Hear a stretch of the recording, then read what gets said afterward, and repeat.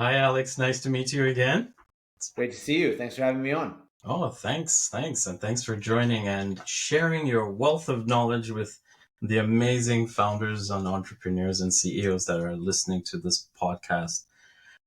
As you know, this podcast is really just to help founders learn, learn new stuff. And you are a bounty of information. Your amazing book, Out-Innovate, has done extremely well, been translated into other languages, and we would love to hear from the author himself about what he has learned from interviewing entrepreneurs and from taking a global view of entrepreneurship and how that impacts the world and not just taking the whole Silicon Valley approach, which many have. So it would be nice to hear your views.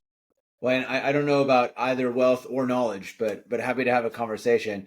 Maybe it's helpful to start if I set the scene on why I wrote the book and kind of where it fit in, Absolutely. and perhaps that contextualize it, and then we can dive into a couple of the lessons. But by day, I'm not an author. I'm a venture capitalist. I run a fund called Fluent Ventures. I was at Omidyar Network and got the innovation before that. And on the side, I taught entrepreneurship at the MBA and undergrad level at the Middlebury Institute for International Studies. And in both these contexts, I was frustrated. I was frustrated because I wanted to share with my students best practice on innovation, but everything that was available was based in Silicon Valley in a very particular context of, move fast and break things, lots of capital, blitz scaling, all these things. And the reality that I saw both investing and teaching was that context was different outside Silicon Valley. Um, and I thought the best entrepreneurs around the world were not only reinventing the playbook, but actually were challenging fundamental conventional wisdoms and radically different things. And I think the best entrepreneurs, if it's in Lagos or in Sao Paulo or in Tokyo, have more in common with each other than they might with their peers in Silicon Valley. So I want to tell the story. So I interviewed 200 of the world's best founders, 100 unicorn founders, exit founders type profiles, including, of course, you, Chris, were featured in the book, and tried to distill what are a bunch of those strategies. And think of the book less as a recipe book, like follow ABC and you'll get D, and much more as a menu. Take the strategies that are applicable to your context, learn from those entrepreneurs and apply it there. And some might be and some might not be. So that was the reason we wrote the book. What are some of the things that you learned that shocked you in interviewing all these entrepreneurs globally? Like what really stood out as one, a shocker, and two, maybe, some DNAs and things you found that, were pretty similar across the board. Yeah. Let me give you one example, and we could talk about many, but in the book I talk about camel startups. In Silicon Valley, conventional wisdom is blitzscale. You got to grow as fast as you can. It's okay to lose money in service of growth. It's okay to have poor unit economics in service of getting there eventually, and as a short-term vision. But outside of Silicon Valley, what I observed is the best entrepreneurs built from day one sustainable unit economics, had low burn, had um, a long-term outlook, and what that translated to in terms of the trajectory of their business is this difference in J curve.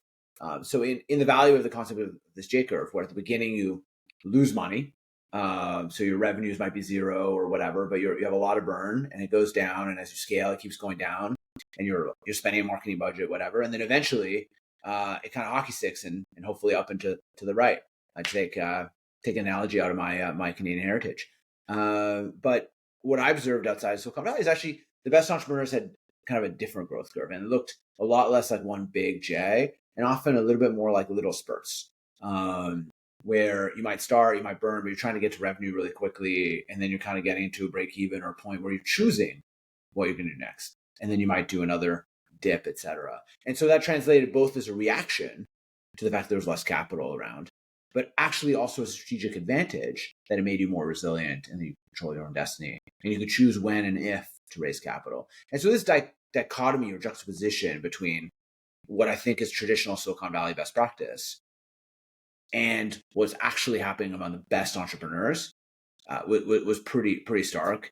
By the way, it's really interesting, right? Like today, I read an article about unicorns, these unicorn startups that are dying and are having a challenge. Like the recipe book is kind of building startup camels. And actually, we've seen a lot more resilience among founders that have taken this approach internationally than kind of the rapid blitzscale growth at all costs mentality.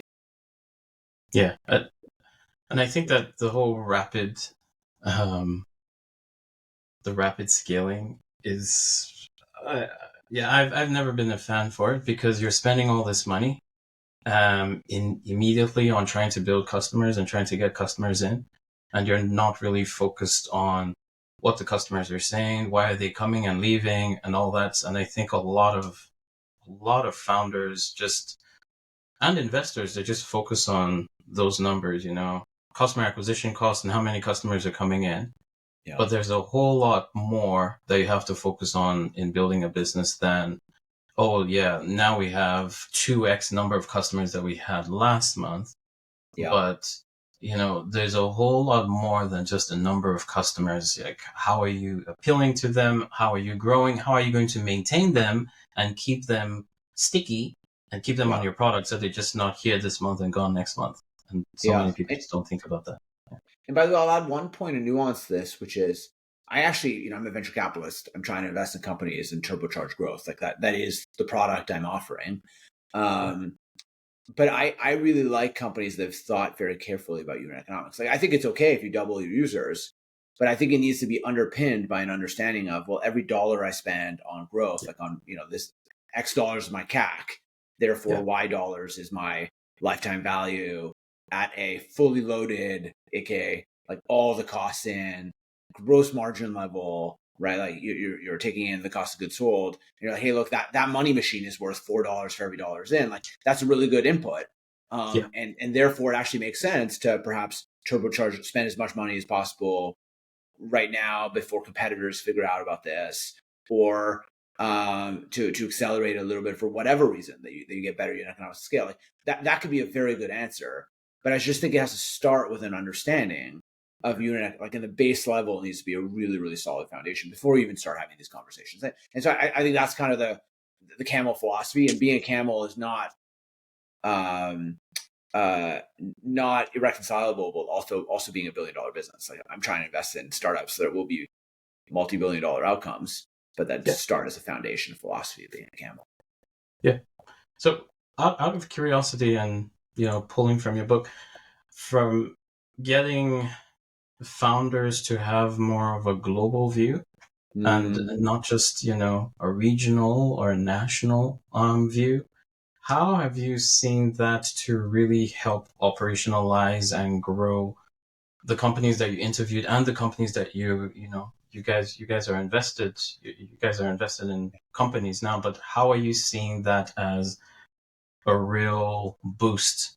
And do you think travel is a requirement for every good CEO to be more worldly? Or it'll be interesting to just hear your view on that. Let's separate the two questions. Let's first talk about kind of what does it take to be a global company, if you should, and then two is, if you should, what should you do? I think on the former, in Silicon Valley, conventional wisdom is move to Silicon Valley, start your company here, target the US market. It's massive. And by the way, that's a reasonably good answer when you're in the US.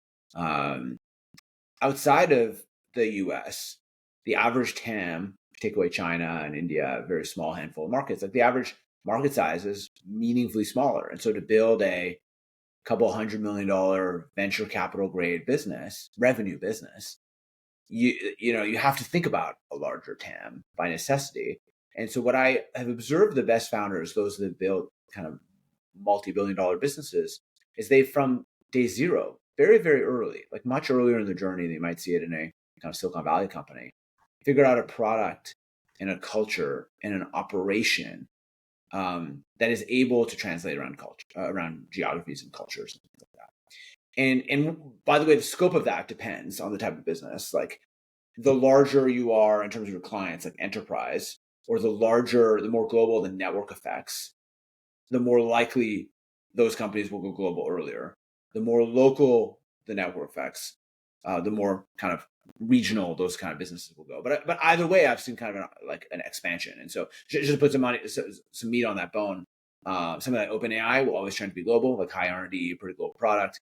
But Uber, I think, fundamentally misunderstood the nature of its network effects, right? Like they tried to globalize, but actually it doesn't matter as a rider in the Bay Area if there are more drivers in Jakarta, although, it's convenient, but it fundamentally doesn't matter to have 2 or 3 apps. The network effects only matter if there are more drivers in the Bay Area, frankly, even in my little neighborhood proximate to me.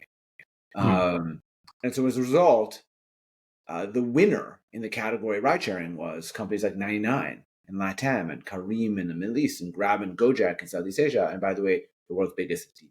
But they figured out local or regional strategies, but like regionalized much, much quicker than you might have expected otherwise. So even in the like kind of the more local network effect businesses, we're seeing kind of regional players emerge when it's outside of Silicon Valley. Yeah. So would you advise someone who's trying to build a global company or look at whatever strategy they currently have and say, I want to make this global, I want to go global? Would you advise them to at least travel to these regions, or is it something that it's more analytical, that they don't really have to travel and get their feet wet and just really, I guess, simulate themselves in that environment? I'm just, because you've done so many interviews and you've researched so many entrepreneurs, I'm trying to look for that characteristic in going global and what you can advise an entrepreneur to do to go global. Should I travel to China? Should I travel to Africa to really get a sense? Or is that necessary? My idea, if I think my idea can translate, I should probably just try and translate and, expand that way.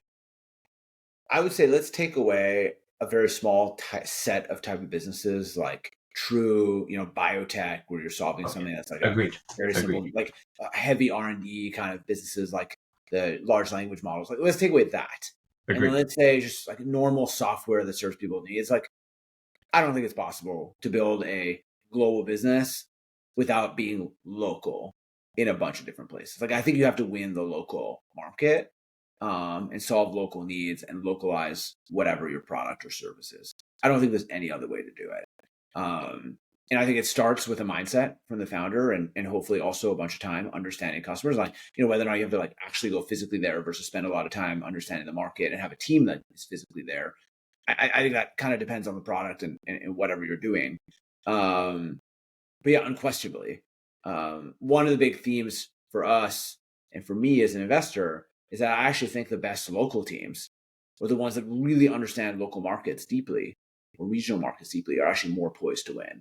And so my advice is like really get close to your customer, whoever that customer is, and meet them where they are and understand why they tick. And if you are a Silicon Valley company trying to conquer the world, like, be careful. It is easier than ever to start a company. You've got a great idea, like someone else can build that widget in that market. Yeah. And if they know the customer better and have better relationships, like, they will win. And so how do you actually balance that? Well, like, actually try to think about it and be close to that customer and understand the need. So would you say this is where like inclusive innovation comes in? Where, I'm trying to build something as an entrepreneur and I might, go to another region and work with another entrepreneur there and, come together and innovate something new and just work together. Would you characterize that as a path to rapid success? I'm not sure. And I think it probably depends on the business and the category. So I wouldn't want to generalize. I will tell you, one of the things that I think is really powerful is, as borders are seemingly going up around the world, I actually think there's a lot of room to bring founders together in similar categories that are not competitive. So in companies that are building local or regional companies, but similar around the world, I actually think there's an opportunity to bring those founders together, to learn from each other, to say, hey, like, this thing worked to acquire customers, or this thing worked as a way to deepen my product, or whatever it is. Many of those insights, even if they need to be localized, end up translating really well. And so I think figuring out ways to share lessons on similar ideas that are very rapidly proliferating around the world is a really powerful tool to drive inclusive innovation. So that's one of the things I'm pretty focused on, and I'm thinking a lot about how do you catalyze some of that cross geography learning. So if as an entrepreneur, if I'm trying to find another entrepreneur in another region that might have a similar idea or a complementary idea to mine, what would you advise them to do? So, yeah, because I can see where it gets tough, because as entrepreneurs you're thinking, hey, I don't want anybody to steal my idea. Once I open up to somebody else about my idea, mostly if it's a company that hasn't launched or if it's still in its nascent period, it's very, very hard for entrepreneurs to open up to other entrepreneurs about what they're doing. But if that is almost necessary for me to grow, and I think I've found another entrepreneur that has a complementary product or, has a value that I can work with, how would you recommend that those conversations happen? And I'm asking you this because you have spoken to so many, way more entrepreneurs than anyone I know for your book. So, I mean, I don't know if you've seen it or if anybody spoke to you about it, but it'll be interesting to get your viewpoint, because a lot of people listening to this podcast do have amazing businesses and they do want to expand globally. And if they have a product they can expand globally with, it'll be nice to see what your advice is on talking to other entrepreneurs and, that growth. Yeah, I would say, I think the old adage of the idea doesn't matter, execution does. I think that is 100,000% true. And insofar as you figure out ways to make your ability to execute the business more tactile and practical, I think that's what makes you be able to build towards a global business. And insofar as you're able to do that by getting ideas and knowledge from other folks, like that's a net positive thing that is more likely that your business will succeed than the idea getting stolen. So I would say I'll start with that kind of bias or kind of worldview. As I think the pie gets bigger, it's not split. And the second thing is a belief in the kind of businesses that I invest in: fintech and health and e-commerce. I actually think that in most categories in what I do, it won't be a global company that wins. Like, I don't actually believe that you'll get a global Amazon. You actually have a federation of local Amazons. And by the way, like Flipkart in India is the winner, and Mercado Libre is the winner in Latam. Like, localized versions of those kind of businesses are the ones that win. And so, today I would say it probably doesn't make sense for the CEO of Mercado Libre to be talking to Jeff Bezos about what they're going to do. Like, probably doesn't. But at the seed stage, at the very early stage, when you're trying to get to this execution game, Yeah. I don't know. I feel like the roadmap for your peer that's also a seed stage company to be coming into your market is so far away that actually the benefits of collaboration are higher. And higher, yeah. From the practical standpoint, like, of all, we set these kind of conversations up and we say, hey, look, it's up to you, and whatever you want to do, and your information is your information. We don't share it. We don't share it as a firm or whatever like that. We take that very seriously. But with a 99% probability, founders are really excited to meet peers thinking about things in other geos. And, a very small handful of folks have been a little bit sensitive, and I respect that. Right. I will say I have observed more success than the folks that have taken the approach of the pie gets bigger as we grow it. And so I think that mindset I have observed anecdotally as being kind of a higher likelihood recipe for success. Sounds good. I agree with you 100%. It'll be nice to hear it from an expert, someone who has interviewed a lot and who's currently working on his own company. Well, and by the way, I'll add just one data point to this is I think there are businesses that are IP businesses and there are others that are operational businesses. And so if you are an IP business, like if you are doing drug discovery, you've figured out ignore everything I've said. Keep it to yourself. But if you're an operational business, actually the meat and potatoes of doing this is I don't think there's any real secrets. There's just operational excellence that's learned, and if you can accelerate some of that ends up being really powerful. And by the way, it doesn't need to be from the exact replica of your business. It's just, I bet you would add a ton of value to any e-commerce startup in any emerging market based on what you've done on the ground. What you've done. On the ground. And so I don't think anyone would see that as competitive. I think they would see that as learning from a peer or a mentor. And I think that's really powerful. Agreed. I want to shift a little bit to entrepreneurial mindset. Sure. How would you define an entrepreneurial mindset, based a successful entrepreneurial mindset? If you were to define it and pick one out, how would you define that? Entrepreneurial mindset. Oof. There's so much in there to unpack. Maybe I'll tell you the kind of things that I look for in founders that I invest in, perhaps as a way to kind of define the question. In a way that perhaps have a perspective. I have a perspective on the things that I like in founders. Apologies for the tautology there, but look, I like founders that have experience, so have been working for a while. I rarely back kind of the 22-year-old hoodied warrior.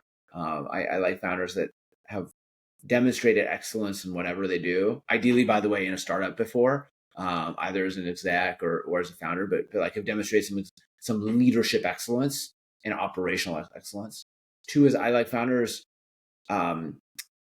that have industry expertise. I invest in fintech and e-commerce and health. Like those are things that actually have some, it's financial technology.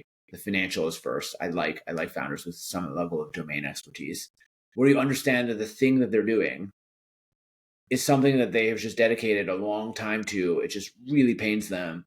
And when the going gets tough, that they've just been fighting this. There's a reason that they're doing that. And then I think character-wise, I like folks that are good storytellers that can tell their story. I think that's really good for fundraising. It's equally good for hiring, trust, ethics. My job is not to be doing the job of the founder. I'm just trying to be catalytic, but I just need to feel like I trust them completely with running the operation. Energy, just being very dynamic, energetic. Like I really appreciate that. One heuristic I've thought a lot about is this question of, would I go work for this person? Like, would I be willing, like, am I excited enough about the company that, I love what I do. This is what I'm going to do for the next 25 years. But like, is there an alternate universe that Alex would quit what he was doing, and go do this? Like, and if the answer to that is yes, a lot of the proxies I'm describing to you are kind of things that might get me to that answer. And so the answer to that is yes. Like, I'm that excited about the problem, and I'm that excited about the person, and I'm that excited about like me working for that person. Like, that's pretty cool heuristic as well. And so I've thought a lot about that too. So would you say? By the way, go ahead. No, I think that's I've never heard anybody describe it that way. Where as I'm pitching to you, you're saying, would I work for you and quit my job? I think that brings everything you said into a single bottle, a single shell, because you have to be a really good storyteller. You have to be compelling. You have to have passion in it. And the list goes on and on to everything you just described. So it makes sense that that's how you can define that. So interesting. That's actually an interesting. I've never thought of that, Alex. That's really cool. So every pitch you've basically heard that you've thought of, that you really liked, it's because you said to yourself, you know what, I might work for this particular individual. And I think it's a really powerful forcing mechanism, because I have a portfolio of 20 companies, right, or 25. Like like VCs have big portfolios, but I have a portfolio of one on my time as an employee.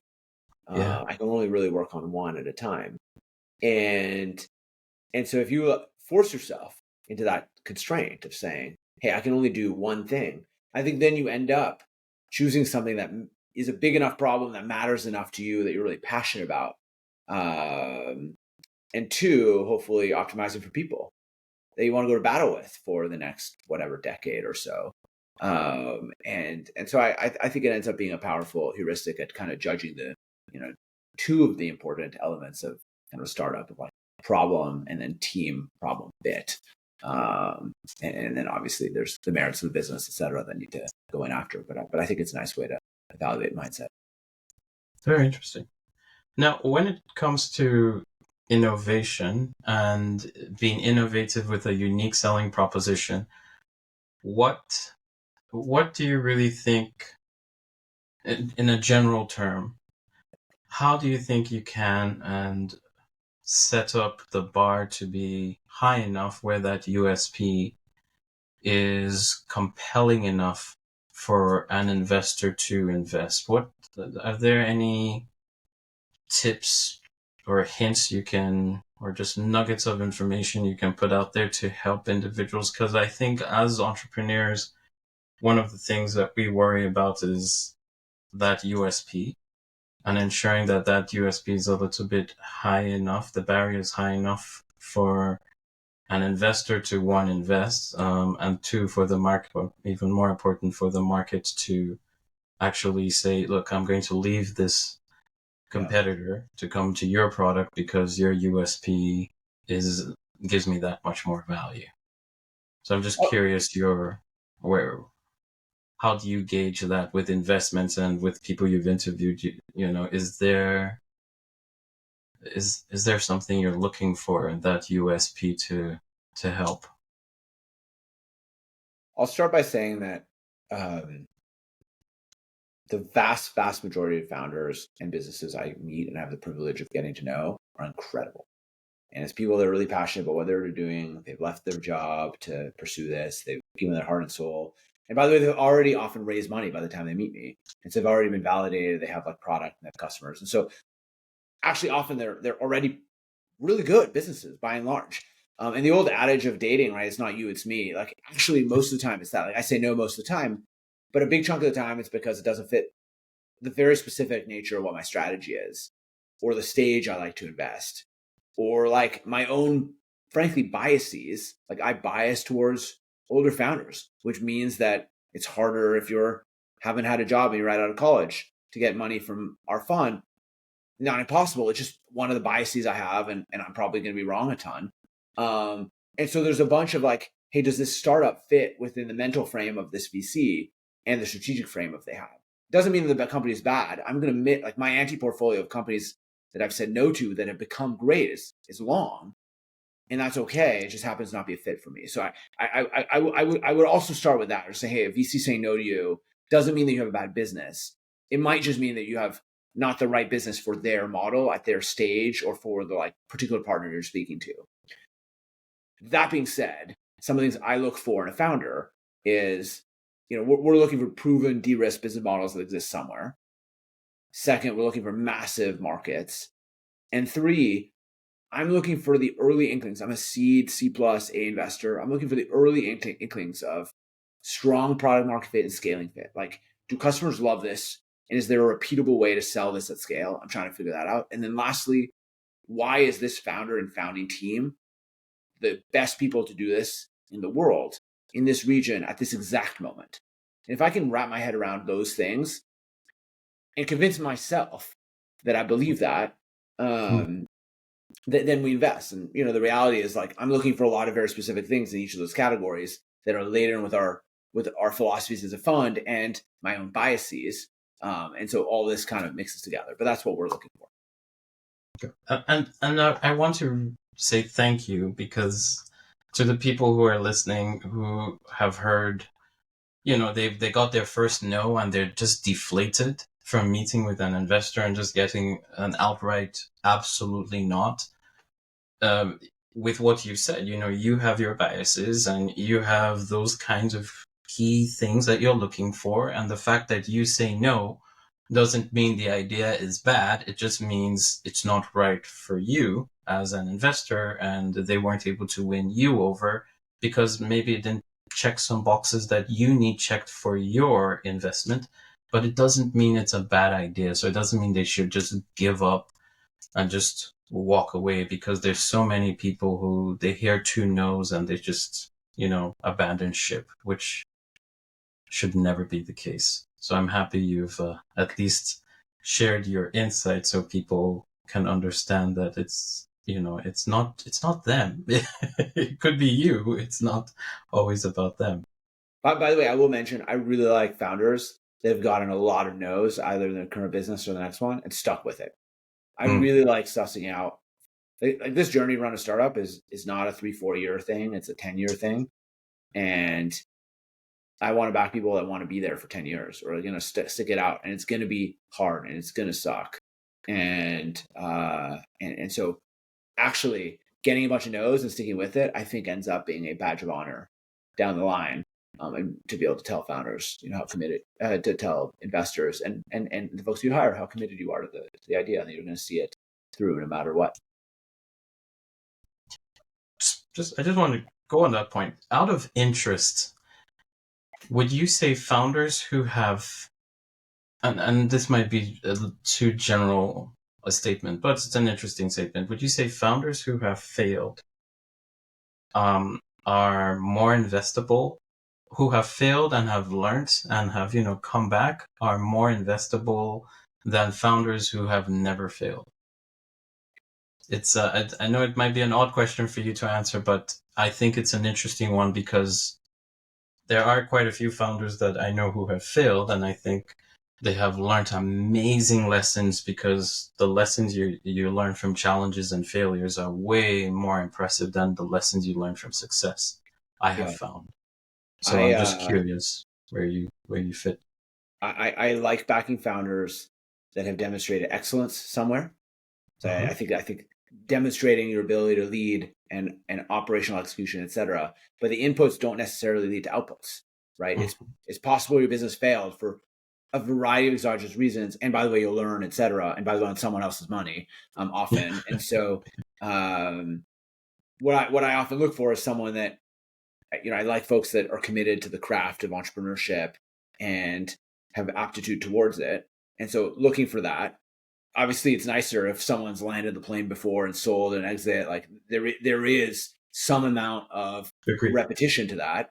But actually, someone that has failed and failed in quotation marks, like I think there's a variety of learning that, like but that has figured out how to build a product, how to sell to customers, how to maybe hire a sales team. Like those are all a bunch of accomplishments that are going to be very repeatable to the next journey. And maybe what they didn't achieve in the last thing was figuring out something that an acquirer might want to buy at that exact moment in the economic cycle or whatever. That's also okay. But yeah, I would rather back an entrepreneur that's tried before and it's not worked out than someone that's never tried before. I think you have a de-risk founder, and you know a little bit, what their mentality and fortitude is, and them getting back up again and doing it again, I think is a really, really strong symbol of who they are. That's awesome. Well, I know that our time has come to an end, but I want to start something new. I released this card game. Yeah, it's a card game called Ready Set CEO, and I got input from CEOs around the world giving out questions. So I'm going to ask you a question that's from the game, and it will be nice to see how you answer. I know this is Are there from right answers or it could be anything? This could be anything. I just picked a random card. 42. So this one says, if you could start one company and you were guaranteed success, what business would you start?